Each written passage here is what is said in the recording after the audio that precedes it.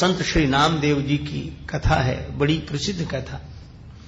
उन पर पंढरीनाथ जी की प्रत्यक्ष कृपा थी। भगवान उन्हें दर्शन देते थे, और केवल दर्शन ही नहीं, ऐसा सख्य भाव के नित्य मिलते थे। अब बोलो, जिन्हें भगवान मिल गए, उन नामदेव जी की बात है। एक बार संतों के साथ महाराष्ट्र में भ्रमण हो रहा था। संत ज्ञानेश्वर जी की बहन मुक्ताबाई भी संग थी, और अनेक संत थे। विचरण करते करते एक बार गए गोरा कुंभकार के यहाँ। बड़े सदग्रस्त संत हुए हैं, उच्च कोटि के गोरा कुंभकार, भगवान के नाम संकीर्तन में नित्य निमग्न रहने वाले।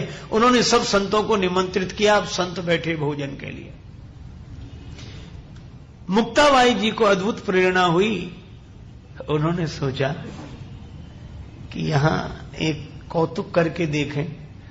तो गोरा कुंभकार घड़े बनाते समय लकड़ी की जिस थापी से पीट पीट कर घड़े को आकार देते थे, वो लकड़ी की थापी मुक्ताबाई ने उठा ली और सब संतों की पीठ में मारना शुरू किया।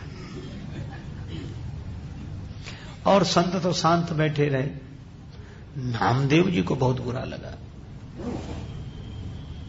सो जैसे ही वो थापी उठाई तो डर है, क्या करती, और भबक गए। मुक्ताबाई हंसने लगी। बोले बस देख लिया क्या, बोले सभी घड़े पक्के हैं, यही कच्चा है, सब पक्के हैं, देख लिया सब घड़े। क्रोध आ गया। नामदेव जी को बड़ा बुरा लगा। मुझे भगवान मिल गए, फिर भी मैं कच्चा। भगवान रोज दर्शन देते हैं। बड़े दुखी होते हुए पंढरपुर गए। पंढरीनाथ जी से प्रार्थना की कि जिसे आप मिल गए हों वह भी कच्चा, और मेरा अपमान हुआ, और रोने लगे। भगवान ने हृदय से लगाया। बोले, मैं तुम्हारा हूं, तुम मेरे हो, मैं तुम्हें रोज दर्शन देता हूं, और दर्शन क्या देता हूं, तुमको देखे बिना मैं भी नहीं रहता। सो सब बात ठीक है, लेकिन दुखी मत हो। सही बात यह कि अभी तुम हो कच्चे ही। नामदेव जी ने कहा, आप भी यही कह रहे हैं? यही। भगवान बोले, हाँ। बोले, अगर मैं कच्चा हूं तो आपने पक्का बनाया क्यों नहीं मुझे? भगवान ने कहा कि पक्का बनाना मेरा काम नहीं।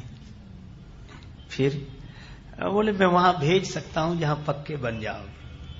कहा? भगवान ने कहा कि मैं भी मिल जाऊं, पर बिना गुरुदेव के जीवन पूर्ण नहीं होता। तुम गुरुदेव की शरण में जाओ। ठीक है, कहां जाऊं? तब नामदेव जी को श्री विशोवा खेचर जी के पास भेजा कि उनसे ज्ञान प्राप्त करो। कथा से आप लोग परिचित हैं। इसका अर्थ है कि भगवान भी किसी को मिल जाए तो ज्ञान के लिए गुरुदेव के पास भेजते हैं कि वहां जाओ, उनसे ज्ञान प्राप्त करो, क्योंकि बिन गुरु हो ये की ज्ञान।